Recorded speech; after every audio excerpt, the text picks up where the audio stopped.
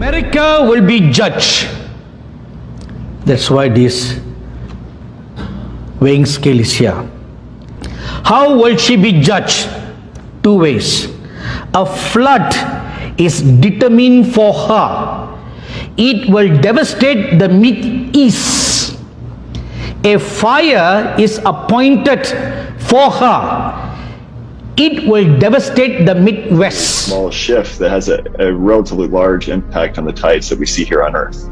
Scientists have predicted this for the last 70 years, but it's actually happening more quickly and it's more intense than we realize.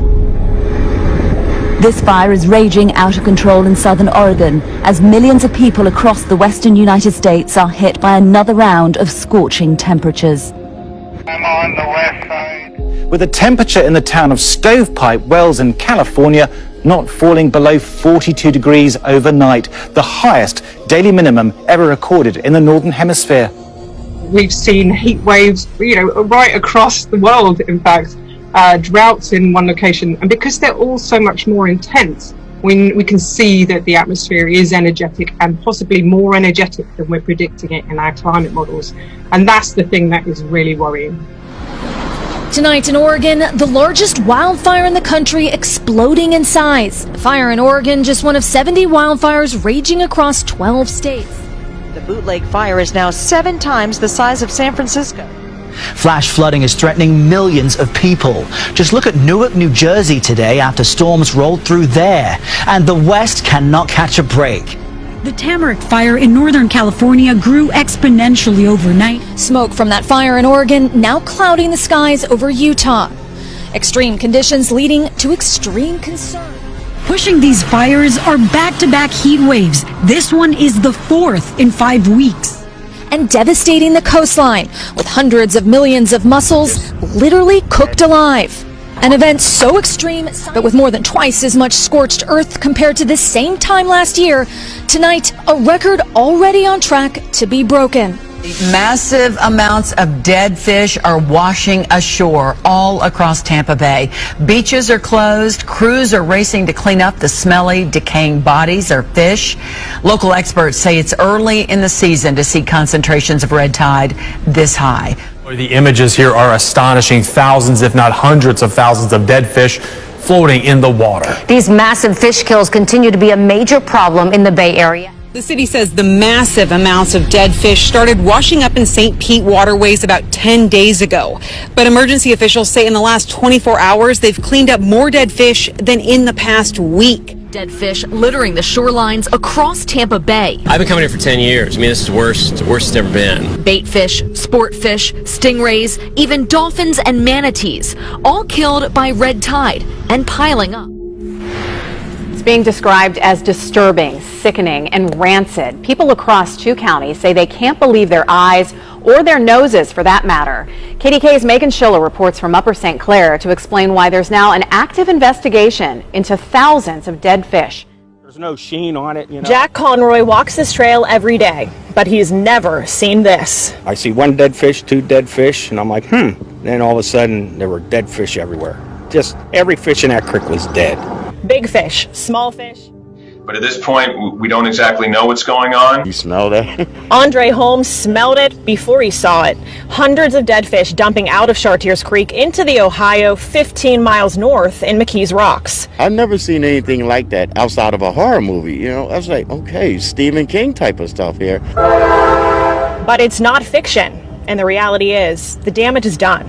I'm not an expert, so I'm not trying to pretend to be one, but I've been around the water long enough to know that, okay, this is not a natural occurrence. And Death Valley National Park, located right along the border of California and Nevada, hit 54 degrees Saturday, which was very close to setting a record for the hottest temperature ever recorded by humans. But let me help them with one simple thing. The evidence around us is indisputable. We've seen this relatively frequently in the past years. Is it getting worse as the years go on, or is that just perception? Well, it kind of seems like it is getting worse. The number of fires that we are responding to is clearly growing. Fueling a mega drought that has turned swathes of the U.S. into a tinderbox. There's a tornado right there.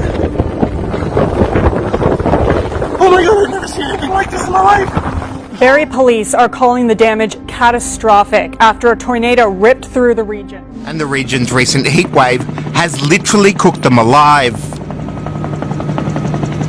It's never smelled like this. Never smelled like this before. British Columbia's aquaculture industry depends largely on the region's mild climate. That is changing. Farming families who have thrived here for generations are now worried about the future. This used to be alive. Now there's nothing. Most of the mussels around here now are all gone. My clams, you can see the sand dollars and stuff, are all dead. The mass die-off illustrates the impact of climate change here and now. We knew the heat might have been bad, but we weren't expecting to see what we saw, or what we are seeing. And Western Canada's recent record-breaking heat may be a harbinger of things to come. To weather, climate or water hazard has killed 115 people every day since 1970. Ida has transformed streets into waterways, trapping some residents in the worst affected parts of Louisiana. The astonishing and rapidly intensifying power of Hurricane Ida, which slammed into Louisiana just a few days ago, fueled by an unusually warm ocean. And on America's west coast, wildfires burn with increasing ferocity and frequency. When fires get this hot, this intense, they're very hard to stop. And this fire is headed straight for a Californian beauty spot. Wow! Over the past few days, residents of South Lake Tahoe have looked on in horror as the Calder fire got closer and closer to their homes. This is the worst I've seen it for 32 years. Much of what happens now depends on wind direction and fire intensity. A state of emergency has been announced here. If the area were to be engulfed, it would represent some of the most large-scale destruction from US forest fires in modern times.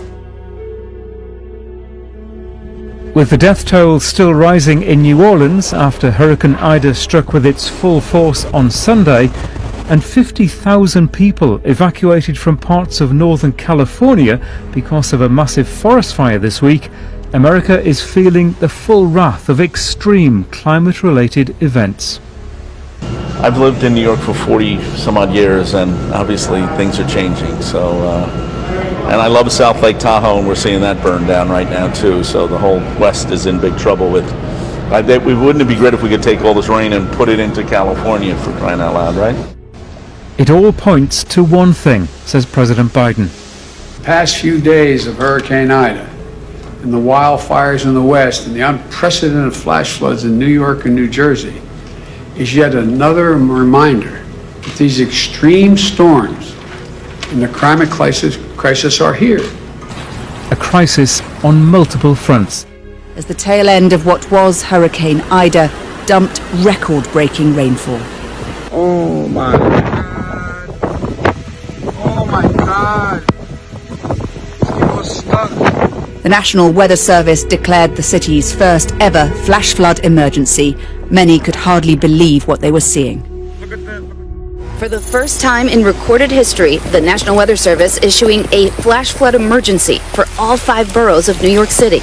More than 7 inches of rain in just a few hours. After unprecedented storms left at least 50 people dead. Look at that tornado! The warnings had been there. The storm was coming. But there was little that could be done to protect from Ida's wrath.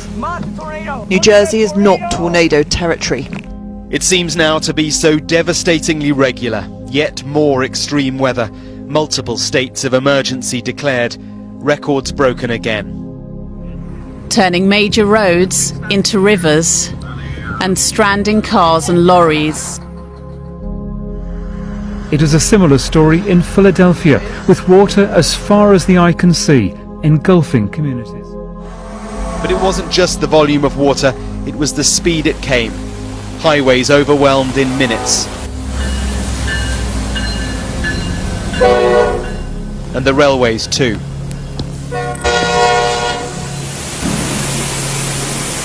This was the New York City subway, flooding on a level which left people stunned.